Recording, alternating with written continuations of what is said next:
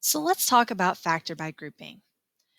So factor by grouping can be used on certain four-term polynomials. Now understand it cannot be used for every four-term polynomial, but if I see four different terms, I'm going to try factor by grouping if I'm going to solve by factoring. Okay, so the first step you want to do is arrange the polynomial in descending order. If it's not possible to arrange in descending order, at least range to where they have similar factors together. Step two is once you've rearranged, you're going to group those first two together, and then you're going to group the second two together.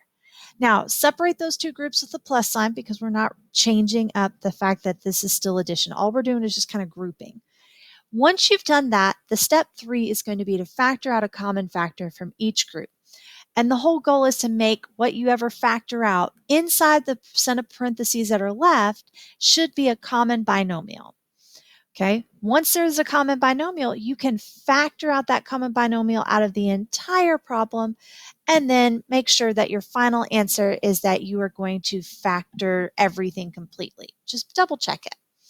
So let's start with one of our examples here. So I have 40x to the third plus 45x squared minus 8x minus 9. Now it's already in descending order, which is nice and great. So I'm just going to group the first two terms together. Okay. And as I group them together, I'm just going to put a parentheses around them to group them. And then I'm going to group the second two terms together. And notice I am taking that minus sign with it and just throwing a plus in between it. So I haven't done any type of new math here. Now, once you've grouped them together, I notice that the first two happen to share, both of them share an x in common, but they have, again, the lowest power is going to be what they share in common. So that's going to be an x squared. But I also know they kind of look like they share a 5 as well. So I'm going to divide that out of this first term. So if I divide 40 by 5, that's going to leave me with 8. And if I divide x cubed by x squared, that's going to leave me with x.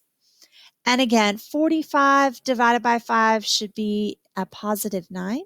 And again, once I divide x squared by x squared, that's just going to be that 9 itself.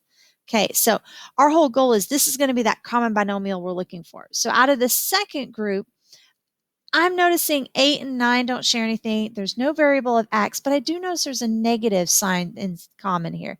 So I'm going to factor out a negative 1. That's going to become a positive 8x and a positive 9. Now again, remember the whole goal is to have this common binomial the same. And right now we have two terms.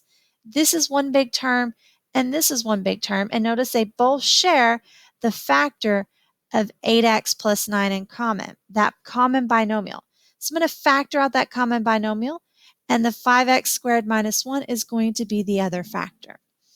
Double check that it is fully factored. Make sure there's nothing inside these factors individually if they have anything in common, as well as making sure that it doesn't go any further. So like this one here where it has an x squared minus 1, I would consider that to go further, but the 5 stops it from going that direction.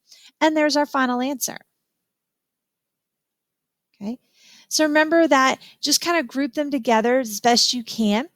So let's try this one more time. So I'm going to group the first two terms together. And I'm going to group the second two terms together and a plus sign in between them. And I notice the first two share a b in common, leaving me with a q plus u. And I notice the second two share a y in common, leaving me with a q plus u.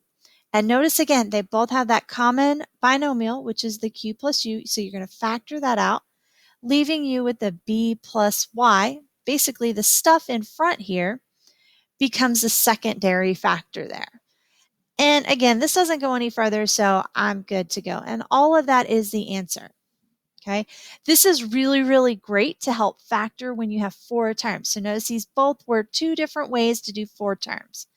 Again, factor by grouping can only be done on certain four-term polynomials. It doesn't always work, but it's always best to try. And if you don't get it the first time, rearrange those terms and see if it works. But if it doesn't work the second time, then it probably may not factor and you might have to explore some other options.